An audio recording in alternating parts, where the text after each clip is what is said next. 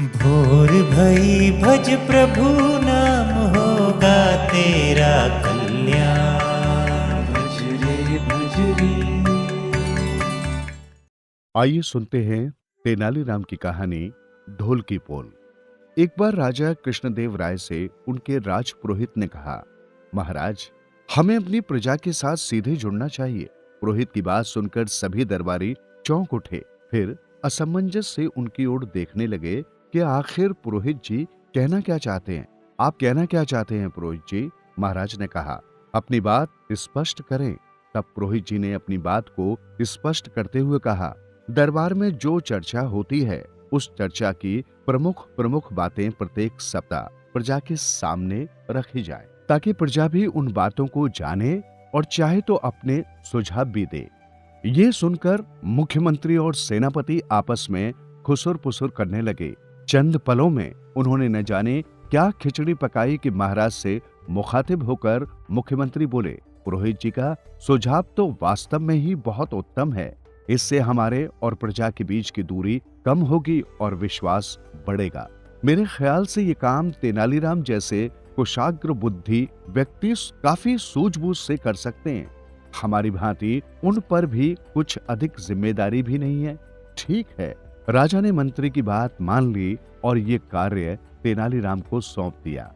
तय हुआ कि गुप्त बातों को छोड़कर जनहित संबंधी सभी बातें तेनालीराम लिखित रूप से दरोगा को देंगे और दरोगा मुनादी करा कर जनता को बताएगा। तेनालीराम मुख्यमंत्री और सेनापति की सारी चाल समझ गए। उन्हें ये भी समझते देर न लगी कि राजपुरोहित भी इनके साथ मिला हुआ है और इन तीनों ने मिलकर उसे फंसाया है। लेकिन तेनालीराम ने भी सोच लिया कि इनके हथियार से इन्हें ही मारना है और फिर अपनी योजना के तहत तेनालीराम ने सप्ताह के अंत में दरोगा को एक पर्चा थमा दिया। दरोगा ने पर्चा मुनादी वाले को पकड़ा दिया कि जाओ, नगर के प्रत्येक चौराहे पर ये संदेश प्रसारित कर दो। मुनादी वाला सीधा चौराहे पर पहुंचा और ढोल पीट पीट कर मुनादी करने लगा, सुनो सुनो, नगर के सभी नागरिक सुनो, महाराज चाहते हैं कि दरबार में जो भी जनहित के फैसले हों उन्हें सारे नगरवासी जाने। प्रजा तक इन सूचनाओं के पहुंचने का ये दायित्व तेनालीराम जी को सौंपा गया है। उन्हीं की आज्ञा से हम ये सूचनाएं आपको पहुंचा रहे हैं। ध्यान देकर सुने। महाराज चाहते हैं कि प्रजा को न्याय मिले तथा प्रत्येक अपराधी को दंड मिले। इसी बात को लेकर राज दरबार में काफी गंभीर चर्चा हुई। महाराज चाहते हैं कि पुरानी न्याय व्यवस्था की अच्छी और साफ सुथरी बातें भी न्याय प्रणाली में शामिल की जाए। इस विषय में उन्होंने पुरोहित जी से पौराणिक न्याय व्यवस्था की जानकारी चाही, तो पुरोहित जी इस विषय में अल्पज्ञानी सिद्ध हुए और कुछ न बता सके। वे तो दरबार में बैठे ऊँघते रहते हैं। इस बात को लेकर महाराज ने उन्हें भी दरबार में फटकारा। इसके अगले दिन अर्थात बृहस्पतिवार को सीमाओं की सुरक्षा पर चर्चा हुई, किंतु सेनापति ठीक समय पर दरबार में उपस्थित न हो सके।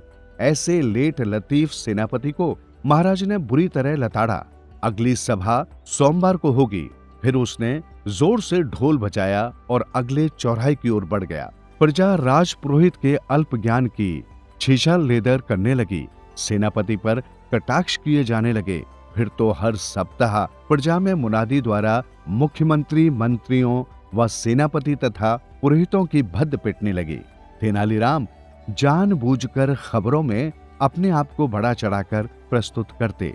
ऐसा लगता मानो उन्हें छोड़कर पूरा दरबार ही निकम्मा हो और सारा कामकाज उन्हीं के कंधों पर आ पड़ा हो। मुख्यमंत्री को जब अपने जासूसों द्वारा इस बात की खबर लगी तो वे बड़े तिलमिलाए। तुरंत उन्होंने सभा की। प्रधानमंत्री बोले, ये क्या हो गया पुरोहित जी? तेनालीराम ने तो हमारे ही कान काट लिए। उसने तो प्रजा के सामने हमारी मिट्टी पलीद कर दी।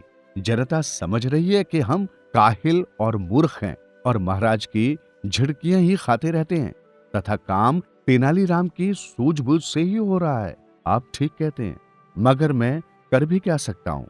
मैंने तो ये सोचकर महाराज को ऐसी सलाह दी थी कि वे तेनालीराम से स्वयं ढोल लटकाकर मुनादी करने के लिए कहेंगे। और इस प्रकार प्रजा के सामने तेनालीराम का जुलूस निकल जाएगा। मगर ये पासा तो उल्टा ही पड़ गया। अब मैं महाराज से किस मुंह से कहूं कि इस कार्रवाई को स्थगित कर दें। पुरोहित ने चिंता जाहिर की। हमने भी आपकी हाँ में हाँ मिलाई थी, इसलिए हम भी तो कुछ नहीं कह सकते। सेनापति हाथ मलने लगा। आप लोग चिंता न करें। उनकी बातें सुनकर प्रधानमंत्री बोला, मैं महाराज से इस कार्रवाई को बंद करने की गुजारिश करूंगा। 2 दिन बाद फिर सभा हुई। इससे पहले कि कार्यवाही शुरू हो पाती कि प्रधानमंत्री ने महाराज के समक्ष सिर झुकाकर कहा, महाराज, मैं एक निवेदन करना चाहता हूँ। कहिए प्रधानमंत्री जी, क्या कहना चाहते हैं?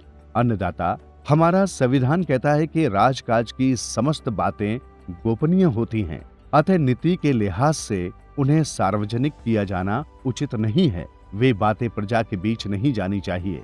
प्रधानमंत्री की बात पूरी होते ही तेनालीराम बोल पड़े, वाह प्रधानमंत्री जी, नीति और संविधान की बात आपको भी तब ध्यान आई जब आपके नाम का ढोल पिटा।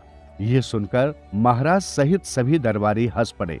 दरअसल महाराज सहित सभी दरबारी प्रधानमंत्री, पुरोहित और सेनापति की चाल को समझ गए थे, मगर तेनालीराम की बुद्धि पर उन्हें पूरा भरोसा था कि वे ईंट का जवाब पत्थर से देंगे, और ऐसा ही हुआ। सभी दरबारियों और महाराज के हंसने का यही कारण था।